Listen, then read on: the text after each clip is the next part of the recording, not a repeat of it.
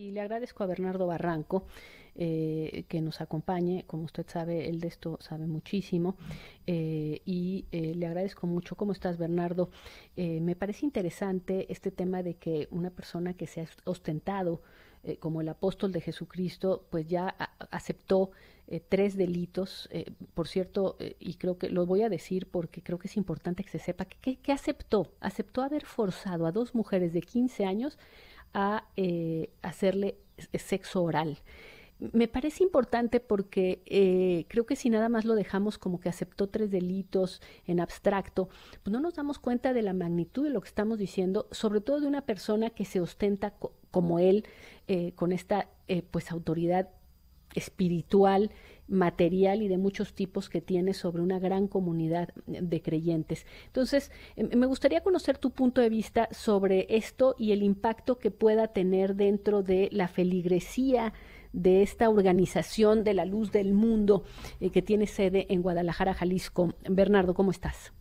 ¿Qué tal? ¿Cómo estás, Denise? Pues mira, es un caso muy dramático, que podríamos vincularlo al caso Maciel o a Renier, también esta secta Nexium,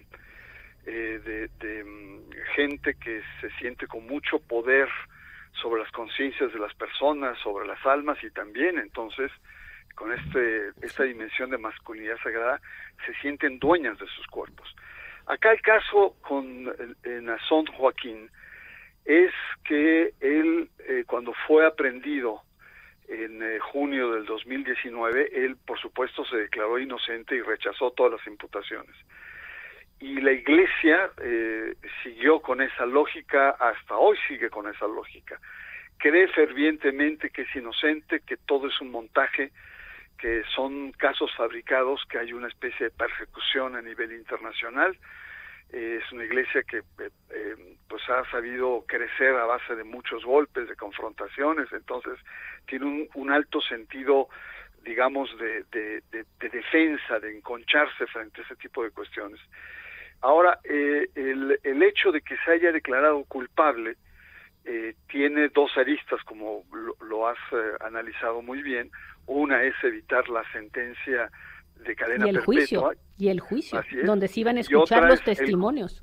Exactamente, el juicio, pues que son no solamente testimonios, son acusaciones, Sí. son videos, son fotografías pornográficas, son correos que se le detectaron, y eso, pues evidentemente que sería, en términos mediáticos, una catástrofe aún mayor de la que tiene. Ahora, la cuestión es compleja. ¿Por qué es compleja? Porque estas mismas acusaciones las vienen arrastrando su abuelo, que es el fundador de la iglesia, y también su padre, ¿no? Samuel Joaquín. Entonces, y a todos ellos se les imputa el tener una especie como de un harem o un grupo de doncellas esclavas sexuales. Y ahí, en ese caso, la iglesia tiene una responsabilidad, porque solo no lo pueden hacer ninguno de estas tres generaciones. Y ahí la iglesia le debe una explicación a su feligresía y a la sociedad. Y otro, si sigue con el relato de la inocencia, del complot, etcétera, etcétera, también se están haciendo cómplices de cobertura, como pasa en la Iglesia Católica. Entonces, creo que esto que pasa en el mundo protestante, evangélico, pentecostal, es algo muy indicador de esta perversa relación que muchas veces existe entre religión y sexualidad.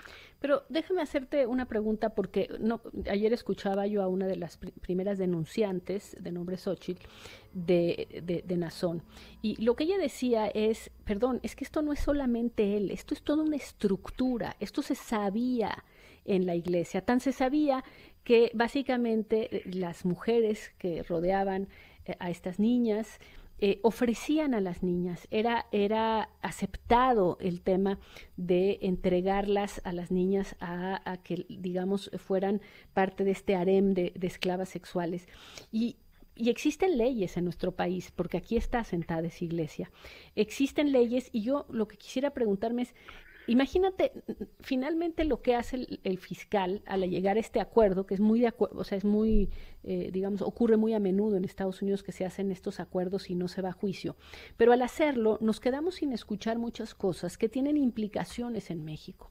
Porque no, si se empieza a develar toda una estructura que es cómplice de esa esclavitud sexual de menores, pues cómo las autoridades mexicanas van a quedarse de brazos cruzados frente a una revelación de esta naturaleza. Ahora que si lo que dices es, ese señor cometió 3 deslices en su vida y por lo tanto va a estar 15 años, pero no se revela la magnitud de esta estructura como la denuncian las víctimas, pues entonces uno siente que simplemente se va a ir perpetuando y que las hijas y niños que sean que estén de estas familias que pertenecen a este grupo, pues estarán en peligro de ser abusados sexuales con complicidad de sus mismos padres y de su entorno porque les parece que es una bendición.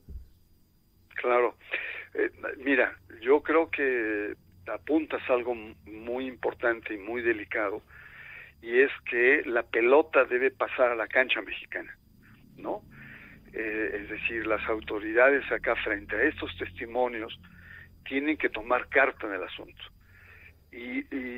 Porque ha habido denuncias en el pasado, en el año 97, el papá de Nazón Joaquín fue también inculpado con varios juicios, pero se desecharon, ¿no? Por cuestiones procedimentales, es decir, nunca se llegó a la sustancia, nunca se llegó a enjuiciar con pruebas, etcétera, sino simplemente el trámite se truncó. Y creo que aquí sí es muy importante, y es muy importante también el entender o el comprender, y que los mismos feligreses de la iglesia, que son muchísimos, ellos dicen que son 5 millones. No sé cuántos sean, pero deben ser muchos, sí, y además sí, con poder. Exactamente, la cuestión acá es que tienen que tener una mirada crítica. La iglesia tiene, porque si no cae exactamente en todo lo que ha sido la pederastia católica, que es la estructura cobija, acompaña, entorpece las investigaciones y hace todo lo posible por proteger a estos depredadores sagrados.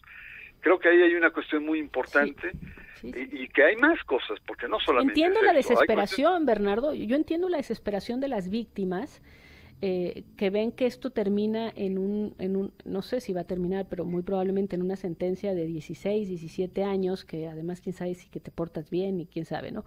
Pero en todo caso, lo que ven es que se preserva la estructura del abuso y que ellos tuvieron que pagar este costo altísimo de salir de ese entorno que era el único lugar que conocían en el mundo, que era esa comunidad tan cerrada que es la que tiene esta iglesia, y ahora se enfrentan a que quedan ellos en el ostracismo de su entorno, al mismo tiempo señalados como traidores, y esa estructura intacta pudiendo seguir o que va a seguir cometiendo estos delitos. Es terrible como salida.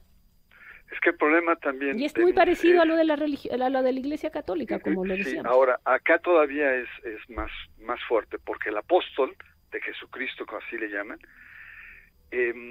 descansa sobre sus hombros toda la estructura. Él es el pivote de toda la institución, es una especie como de papa, ¿no?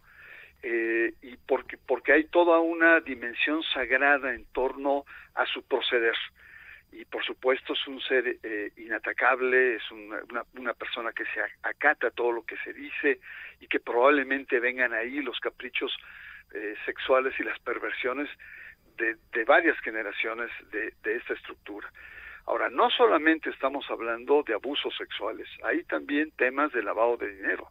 Sí. La UIC ahí también ha metido el diente y ha registrado cantidades fabulosas de de que se han ido anteriormente.